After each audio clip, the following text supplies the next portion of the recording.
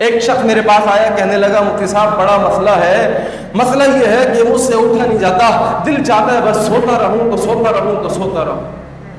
انا للہ و انا الیہ راجعون۔ مقصد کچھ نہیں ہے،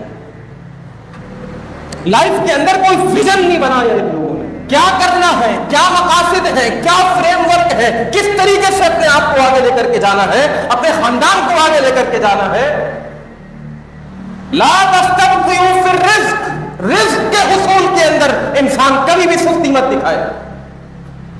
ہاں یار موبائل بھرا ہوا ہے، بہت سارے لوگ رابطہ کرتے ہیں، لیکن بس یار جب ٹائم ہوتا ہے جواب دے دیتا ہوں۔ لوگ کہہ رہے ہیں مال پہنچاؤ، مال چاہیے، ہاں ہاں دے دوں گا بھائی، دے دوں گا۔ انا للہ و انا الیہ راجعون۔ اور ہم ہیں بڑے پکے مسلمان نمازی۔ ارے یہ بھی اس کا تعلق بھی قرآن اور حدیث کے ساتھ ہے، اپنی روزی کے حصول کے اندر سستی مت دکھاؤ۔